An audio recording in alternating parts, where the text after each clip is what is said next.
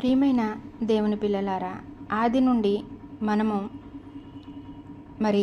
దేవునికి వ్యతిరేకంగా తిరగబడి త్రోసివేయబడ్డ దురాత్మల సమూహములతో బంధింపబడి ఉన్నామని మీకు అందరికీ తెలుసు కదా. అటువంటి సందర్భంలో మనిషి విడుదల పొందలేకపోతున్నాడు. కానీ దేవుడు ఎన్నో అవకాశాలు ఇచ్చాడు. ప్రతి అవకాశాన్ని ఉపయోగించుకోమని చెప్తున్నాడు. వాటి నుంచి విడుదల పొందడానికి తన మహిమ, తన శక్తి ఎప్పుడూ అడ్డుగా ఉంచుతున్నాడు.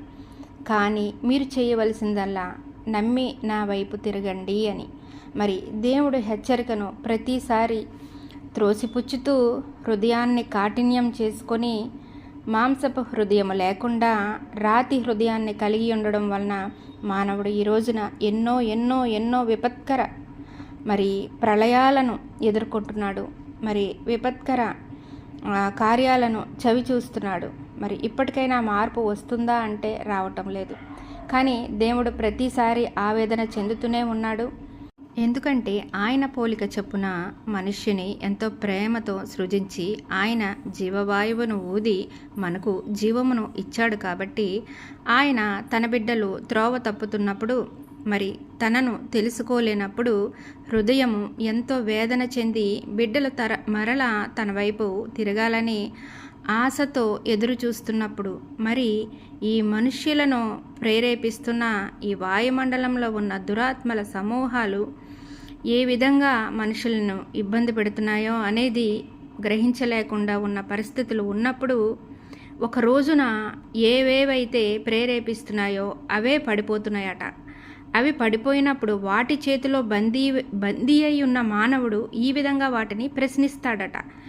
ఏ విధంగానో మనము ఒకసారి యెషయా గ్రంథము 14వ అధ్యాయము 12వ వచనం నుండి గమనిద్దాం. తేజో నక్షత్రమా, వేకువ చుక్క, నీవెట్లు ఆకాశము నుండి పడితివి, జనములను పడగొట్టిన నీవు నేలమట్టము వరకు ఎట్లు నరకబడితివి. నేను ఆకాశమునకు ఎక్కిపోయేదను, దేవుని నక్షత్రములకు పైగా నా సింహాసనమును హెచ్చింతును, ఉత్తర దిక్కును నా సభాపర్వతం మీద కూర్చుందును, మేఘమండలం మీదకి ఎక్కుదును, మహోన్నతునితో నన్ను సమానముగా చేసుకుందును అని నీవు మనసులో అనుకుంటివి కదా. నీవు పాతాళమునకు నరకములో ఒక మూలకు త్రోయబడితివే. నిన్ను చూచువారు నిన్ను నిదానించి చూచుచూ ఇట్లు తలపోయిదురు, భూమిని కంపింపజేసి రాజ్యములను వణికించిన వాడు ఇతడేనా? లోకమును అడవిగా చేసి దాని పట్టణములను పాడు చేసిన వాడు ఇతడేనా? గమనించండి దేవుని పిల్లలారా, ఒక రోజున ఈ పరిస్థితి భ్రమపరిచే వాటికి లోబడే ప్రతి వారు ఎవరైతే వారిని భ్రమపరిచే దురాత్మలు ఉన్నాయో వారిని ప్రశ్నించే విధానము ఇదేనట. ఇప్పటికైనా మేలుకుంటే దేవుడి కృప పొందుకోగలుగుతారు.